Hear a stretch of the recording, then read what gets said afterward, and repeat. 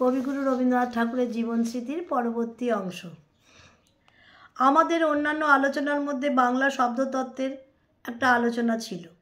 তাহার উৎপত্তির কারণটা এই, ডাক্তার স্কটের একটি কন্যা আমার কাছে বাংলা শিখিবার জন্য উৎসাহ প্রকাশ করিয়াছিলেন।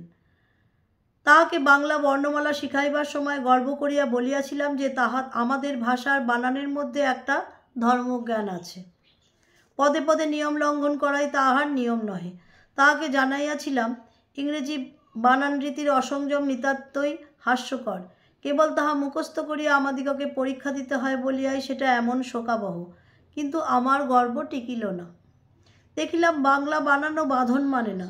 তাহা যে ক্ষণে ক্ষণে নিয়ম ডিঙাইয়া চলে অভ্যাসবশত এতদিন তাহা লক্ষ্য করি নাই। তখন এই নিয়ম ব্যতিক্রমের একটা নিয়ম খুঁজিতে প্রবৃত্ত হইলাম। ইউনিভার্সিটি কলেজের লাইব্রেরিতে বসিয়া এই কাজ করিতাম।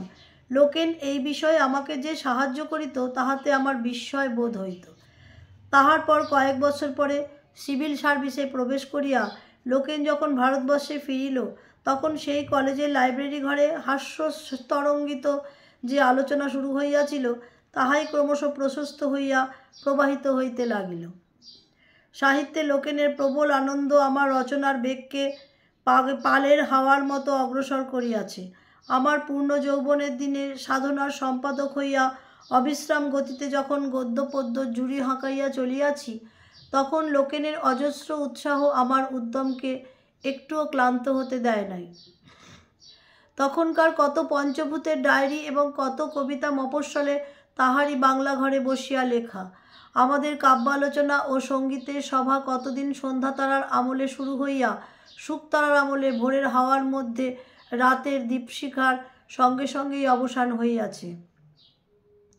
সরস্বতীর পদ্মবনে বন্ধুত্বের পদ্মটির পরেই দেবীর বিলাস বুঝি সকলের চেয়ে বেশি। এই বনে স্বর্ণরেণুর পরিচয় বড় বেশি পাওয়া যায় নাই, কিন্তু প্রণয়ের সুগন্ধি মধু সম্বন্ধে নালিশ করিবার কারণ আমার ঘটে নাই। আজ এই পর্যন্ত। পরবর্তী অংশ পরবর্তী দিনে।